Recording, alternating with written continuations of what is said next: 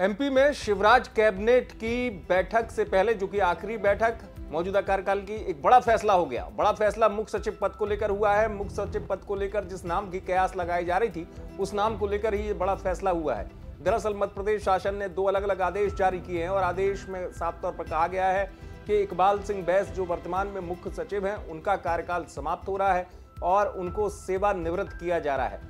और साथ ही साथ जिस नाम की सबसे ज्यादा चर्चा थी, हालांकि उनको मुख्य सचिव बनाया नहीं गया है अभी, मतलब तैनात नहीं, मतलब नियुक्त ना करके अस्थायी तौर पर प्रभार यानी चार्ज दे दिया गया है, और वो नाम था राणा का, एमपी की वरिष्ठतम आईएएस अफसर, और उनको एडिशनल चार्ज, अतिरिक्त प्रभार जिसे कहते हैं, वो दे दिया गया है अस्थायी तौर पर मुख्य सचिव के पद पर कार्य करने का। जैसा कि पहले भी कहा जा रहा था, चर्चा हो रही थी इस बार की, राणा जो हैं सीनियर आईएएस ऑफिसर, उनको बड़ी जिम्मेदारी दी जा सकती है मुख्य सचिव पद की, तो वैसा ही कुछ होता हुआ नजर आ रहा है। हालांकि जैसा मैंने आपको बताया, अभी एडिशनल चार्ज दिया गया है और उसमें आदेश में लिखा गया है अस्थायी तौर पर दिया गया है।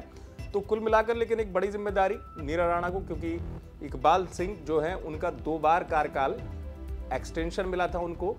एक बार पहले 6 महीने का मिला था, और क्योंकि उनका कार्यकाल नवंबर 2022 में ही समाप्त हो रहा था, तो उसको बढ़ाते हुए पहले अगस्त तक किया गया, फिर उसके बाद दिसंबर तक उनके, माफ कीजिएगा, 30 नवंबर तक उनके कार्यकाल को बढ़ाया गया था, और अब उसके बाद उनकी सेवानिवृत्ति हो जाएगी।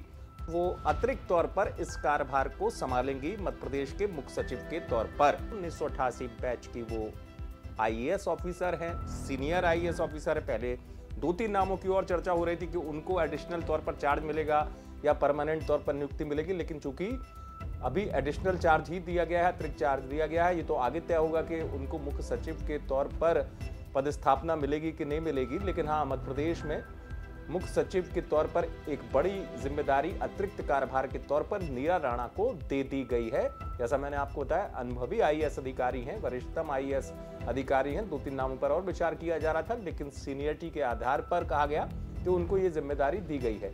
इकबाल सिंह बैस का 2 बार कार्यकाल बढ़ाया गया था और उसके बाद उनकी अब सेवानिवृत्ति हो जाएगी।